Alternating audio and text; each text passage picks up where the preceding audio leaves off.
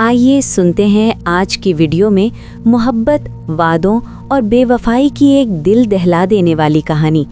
एक ऐसी रूह की दास्तान जो खियानत के आज़ाब में मुब्तला होकर अपने बदले के लिए वापस आई। रात गए जब शहर की रोशनियां मद्धम हो रही थीं, मैं अपने कमरे में बैठा उन पुरानी दस्तावेज़ात को देख रहा था जो मुझे अपने दादा से विरासत में मिली थीं। बाहर बादल गरज रहे थे और बारिश की बूंदें खिड़की पर ऐसे टकरा रही थीं जैसे किसी बेचैन रूह की उंगलियां दस्तक दे रही हों। अचानक मेरी नज़र एक जर्द डायरी पर पड़ी जिसके सरवरक पर बड़े हुरूफ में लिखा था, अमृत कौर, एक अधूरा गुनाह। जैसे ही मैंने डायरी खोली, चंदन की एक मजबूत और कदीम खुशबू पूरे कमरे में फैल गई, जैसे सदियों पुरानी कब्र खुल गई हो।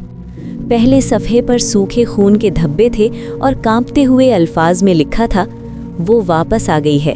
मैंने उसे गली के कोने में देखा, वही नीला लिबास, वही उदास आंखें, मगर अब उन आंखों में मोहब्बत नहीं बल्कि जहन्नम की आग थी। वो अपना कर्ज लेने आई है और ये कर्ज मेरे खून से अदा होगा। मेरी रीढ़ की हड्डी में सर्द लहर दौड़ गई। मैंने खिड़की से बाहर देखा तो बारिश में वाकई एक साया खड़ा था। नीला लिबास पहने एक औरत जिसके बाल हवा में लहरा रहे थे और उसकी नज़रें सीधी मेरी खिड़की पर जमी हुई थीं। अचानक एक आवाज़ आई, अहमद, क्या तुमने मुझे पहचाना? ये आवाज़ इंसानी नहीं थी बल्कि दर्द और नफ़रत से भरी हुई थी। मैं डायरी बंद करना चाहता था मगर मेरे हाथ मफलूज हो चुके थे। इसी लम्हे कमरे का दरवाज़ा आहिस्ता आहिस्ता खुद ब खुद खुलने लगा। खौफ के आलम में मेरी नज़रें दोबारा डायरी पर जम गईं, जहां माजी की एक खौफनाक कहानी लिखी थी। ये 1947 से पहले का वक्त था। मगरिबी पंजाब में अमन था। मेरे दादा मुनव्वर एक खूबसूरत और बावकार नौजवान थे। उनकी मुलाकात एक सिख लड़की अमृत कौर से गांव के मेले में हुई। अमृत कौर की नीली आंखें और लंबे बाल मुनव्वर के दिल में बस गए। वो दोनों एक पीपल के दरख्त के नीचे मिला करते थे और मुनव्वर ने वादा किया था कि वो हर हाल में अमृत को अपनी दुल्हन बनाएगा। मगर फिर तकसीम हिंद का वक्त आया और हर तरफ कत्ल व गारत शुरू हो गई। अमृत कौर का ख़ानदान ख़तरे में था। वो अपनी जान बचाने के लिए मुनव्वर की हवेली पहुंची, अपने साथ जेवरात, सोना और जायदाद के कागजात लेकर। उसने दरवाज़ा खटखटाया और कहा, मुनव्वर, दरवाज़ा खोलो, मैं सब कुछ छोड़कर तुम्हारे पास आई हूँ, मुझे बचा लो। मुनव्वर ने खिड़की से देखा। अमृत खौफज़दा थी, ज़ख्मी थी और उसकी आंखों में उम्मीद थी। मगर मुनव्वर ने खौफ के आगे हार मान ली। उसने कहा, अगर मैंने तुम्हें पनाह दी तो वो मुझे भी मार देंगे, और उसने खिड़की बंद कर दी। अमृत ने ना चीखा ना इल्तिजा की।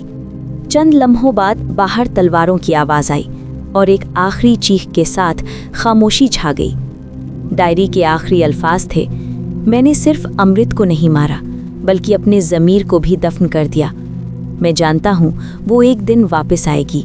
अचानक मुझे महसूस हुआ कि कमरे में कोई मौजूद है। मैंने मुड़कर देखा तो नीले लिबास में एक औरत सोफे पर बैठी थी। उसकी आंखों में सदियों का दर्द था। वो अमृत कौर थी। उसने कहा, मैं अपना कर्ज लेने आई हूँ, मोहब्बत का कर्ज, धोखे का कर्ज, खून का कर्ज। खौफ के आलम में मैंने डायरी को उठाकर आग में फेंक दिया। जैसे ही डायरी जलने लगी, अमृत कौर की रूह धुएं में बदलने लगी।